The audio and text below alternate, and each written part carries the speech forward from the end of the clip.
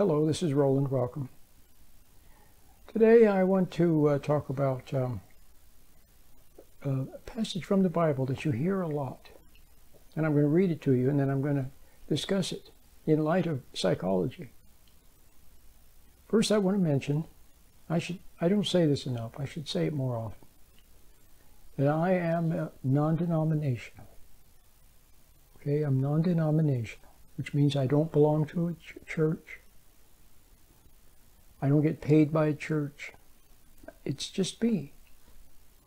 And for 26 years, I've been on the radio talking about Christianity in a common sense kind of a way. And I'm very happy to have been able to do that. I buy the airtime myself. I pay for the airtime. It's a labor of love. Because I would like to see people become unshackled, free from the baggage of the past and moving forward and refinding joy. Okay? Once upon a time, we were all little kids. We were spontaneous and full of life and full of love. Every day was an adventure. And we loved to discover things. And then something went wrong. Okay? Something went wrong. And now we don't have that anymore. Sometimes we pretend we have it, but we don't.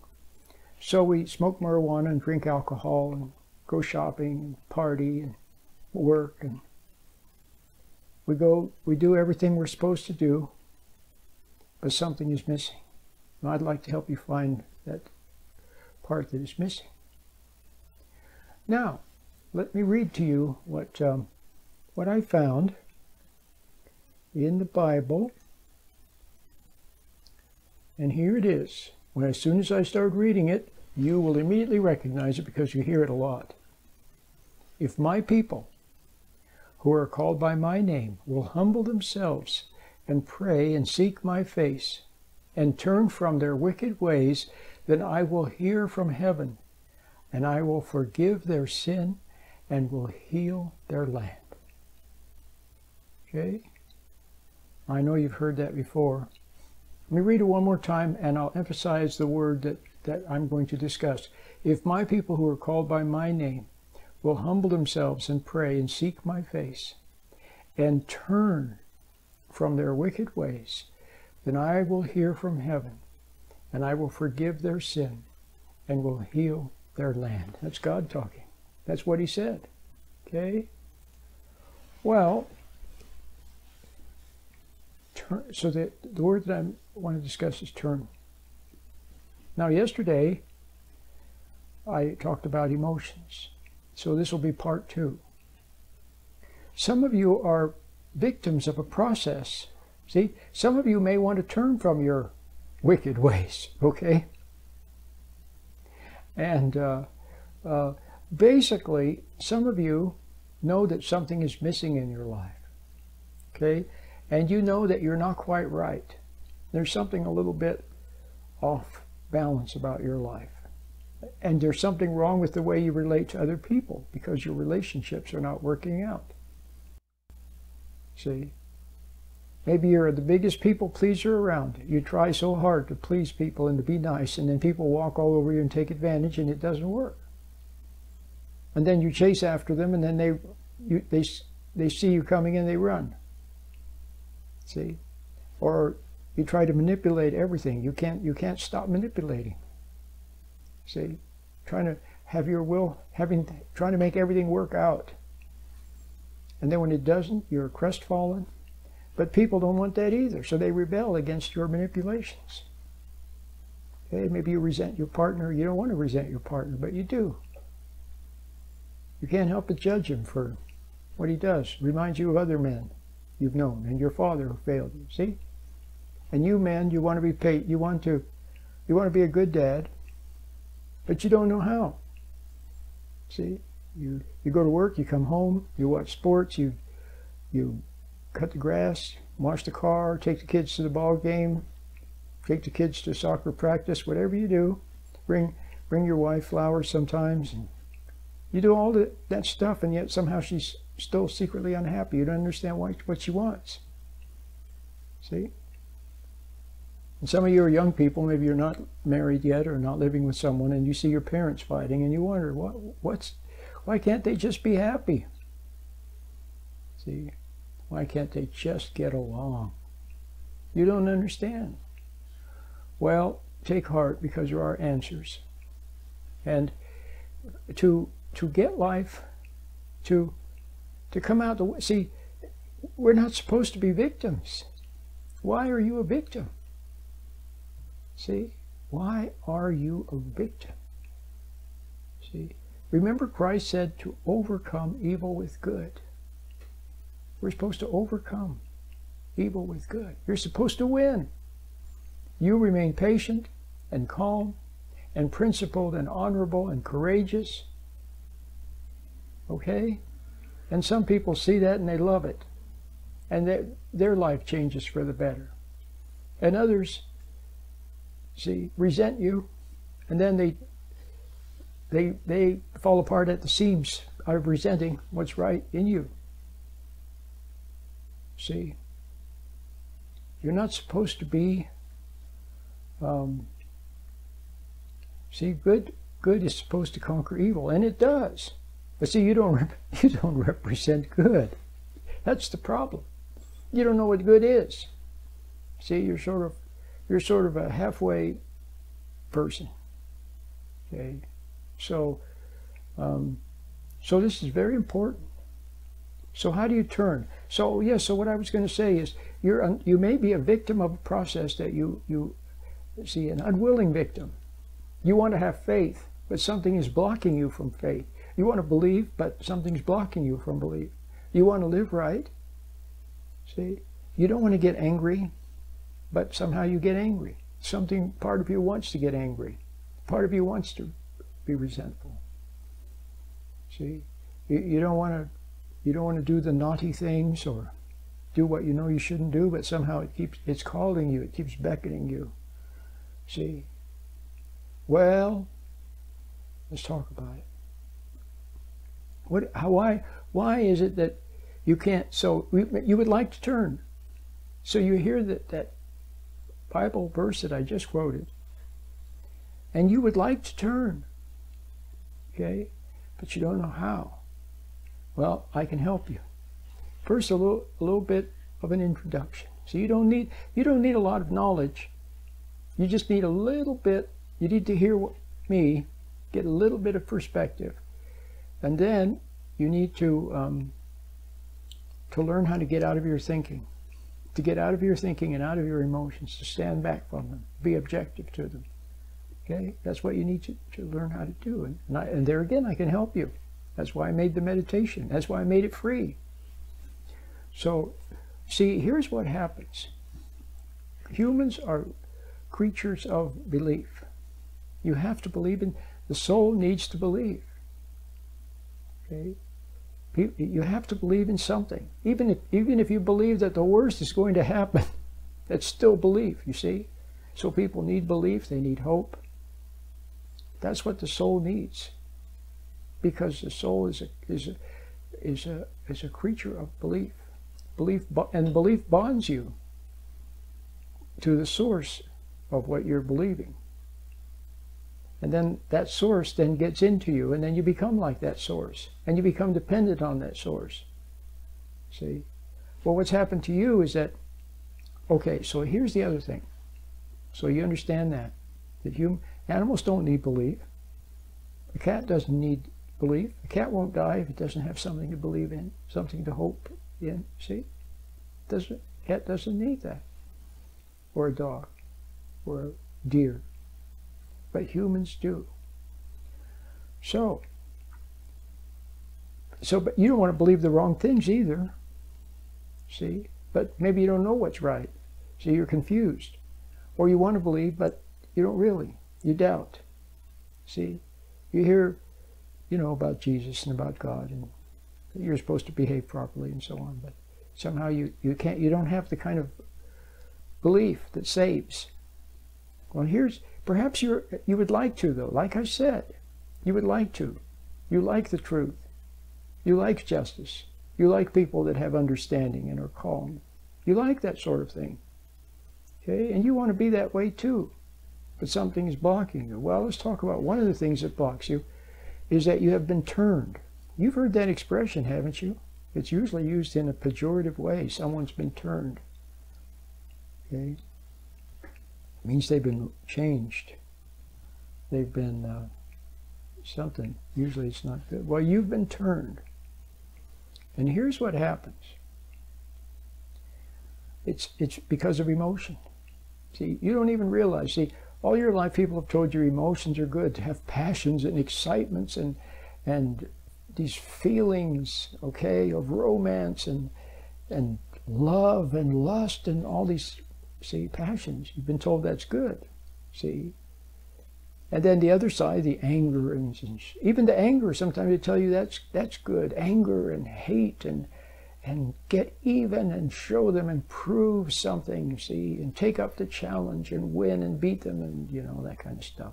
Win for the coach, win for the team, see, get even, see, all these emotions. But then you experience the downside. You experience the unhappiness and the frustration and the futility and the despair. See, the downside, which always comes after the high always comes the low. So what you have to see is that there's something wrong with emotions. Humans were not meant to live by emotions. We were meant to live by faith. See, the man of principle, the woman of principle, she doesn't need emotion to move. See, she sees what's right. It's like the truth is self-evident. Okay, like 1 + 1 = 2. You can see that that's true. Of course you memorize it, but you can also see it. And it's self-evident. No matter what anybody says, you know that 1 + 1 = 2, and you don't need any energy to express that. See? It doesn't take any energy because it's self-evident. Okay? And then, if you see what's right, then to do what's right should be simple. I'll give you an example. You're walking down the sidewalk, and all of a sudden there's a big hole in the sidewalk. Great big, giant, deep hole. Okay? So what do? You walk around it. There's no decision-making process involved, nor are any emotions involved.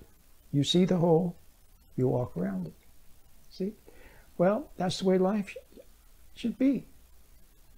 And if you have faith, then you would be bonded to the source. You'd be bonded through your intuition, through your Creator, and in His inner light. Would then be a lamp unto your feet. It would be present sight and foresight. But what's happened is that the emotions have turned you because you've been emotional. You were emotionalized when you were a little child. Now, what is emotion?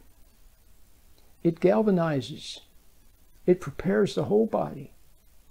See, I'm sure you've heard of fight or flight, the emotion of fight or flight. They talk about the adrenal glands and the sympathetic and parasympathetic. I'm sure you're familiar with that. You've had a little bit of that in your college psychology class or somewhere along the way you have, or you've read about it. Okay? But the basic idea is that any emotion, it's not just fight or flight, but any emotion galvanizes the body. See, let's say an animal sees something and then it has to react to it. Well, the whole body must react. The body must be prepared to react. You know, if there's a lion, there's a deer in the forest, and all of a sudden there's the lion, well, the deer has to react, and the whole body has to react. The legs have to carry the deer away. He can't just sit there and think about it or see it with his animal brain. The body must be galvanized. All the cells of the body must be ready to work toward that goal of escaping. You see, well, so now you see what emotion does. See, they even talk about their galvanic skin response. Okay, something about emotion. See, it's some kind of an energy. It's electrical, electrochemical. Okay, and hormones are involved. It's amazing, but the whole body is involved. Okay, well, so here's the thing. When your whole body when your mind is fixated on something, focused on something, concentrating on something, your attention has been captured by something or someone. See, And if it's a someone, then there's some kind of a source behind that someone. See? So there's your attention captured, and then you begin to feel emotions. So now your whole body is also involved and galvanized. So now your whole mind and body are turned toward that. But here's the thing. Remember what I said? Faith has nothing to do with emotions. So basically what you've done, and so you're not living by faith anymore. Now you are an emotional animal. And then you look into your brain, your animal brain, for answers. Your animal brain is to compute answers. See, to do this or to do that, or to run or to jump or to reach or to laugh or something. Okay? So now you become a clever animal, a very clever animal, galvanized and emotionalized and fixated on something. And then you look into your animal brain for answers. But what kind of ideas come into your animal brain? They're ideas from the outside. See? Have you ever been in the presence of someone who intimidates you and then you can't even think? It's like your mind goes blank and then their thinking becomes your thinking. You know what they want, and somehow you can't stop yourself from doing what they want. See? You want to put up a little fight or oppose what they say, but you can't. You try to drum up energy, and your only hope is to drum up angry energy, or to find someone else that you can latch on to. Okay, so you got the idea. Your whole body is turned. Now, because of you become emotional. You are turned all the time toward the world, see, and toward this lower process of emotions and reacting. And you're turned from the spiritual way. You're literally turned away from God. You don't even realize it. See, before you were upset, long ago, before you got upset for the very first time, you were self-composed, you were calm. You saw when you were a little child, you saw many things. You wondered about them. You can get upset. You just wondered. And if you saw something to do, then you just did it. You were more spontaneous. See? But now it's all about reacting and about emotions. No wonder you feel drained. When your brain is supposed to concentrate, everybody tells you concentrate, fixate, try, strive. So there you are, striving, and your body is galvanized toward this goal. No wonder you become drained and feel tired. So here's the important point I'm trying to make. You are turned away from the life of faith, from the spiritual life, from intuition, see, by way of emotions. So you're a victim of this process. You don't want to be turned away from faith. You want to live by faith. You want to believe in what's right. See, you want to move gracefully and calmly and not angrily and excitedly. But you find yourself moving angrily. You find yourself moving excitedly. So what you need to do is turn around. Okay? Turn. Now the easiest way I know, of course you have to want to do that. If you don't want to, or you're not ready to, see, then then all you can do is just wait until maybe one day you will be ready or you will want to. Okay?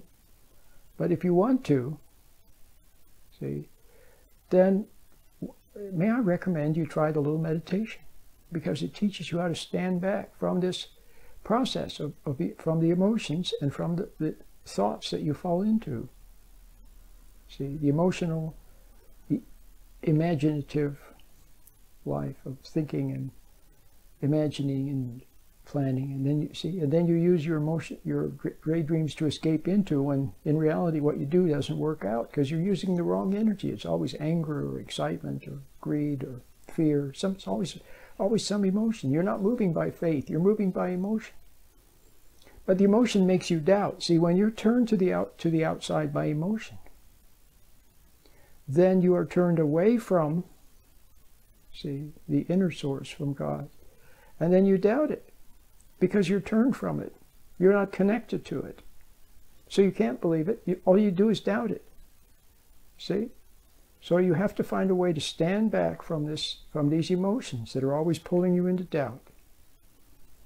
and from this squirrel cage of thinking that always comes after the emotions. You have to stand back and observe them. It doesn't mean stopping your emotions, trying to stop them. It doesn't mean trying to stop thinking. It doesn't mean that at all. It just means getting a little bit of distance, taking a step back, and then observing it.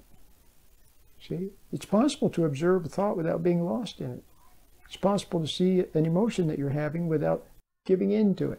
It's possible to observe, see people, places, and things with a little bit of mental distance.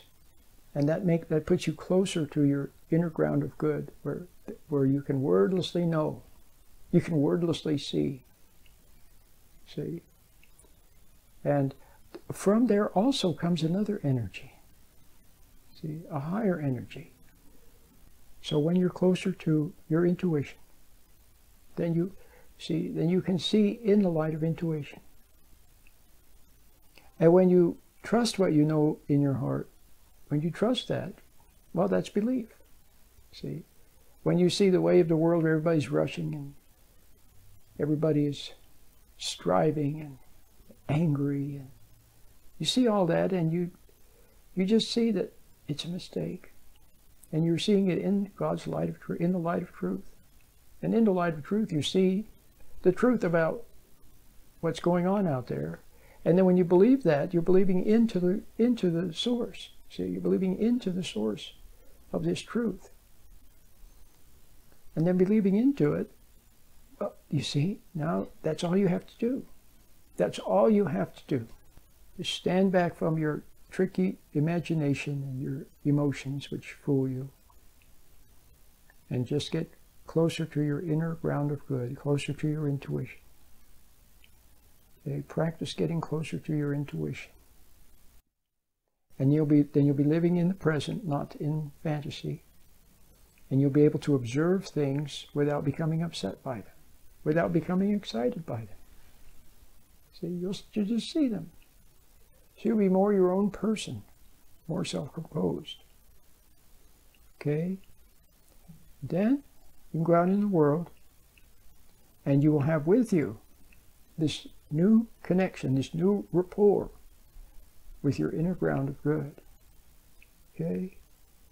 And then walk, see, with it. And then go about your life, now not so emotional, see? And you'll find yourself more calmer, more composed, more thoughtful, see? And less resentful, less angry.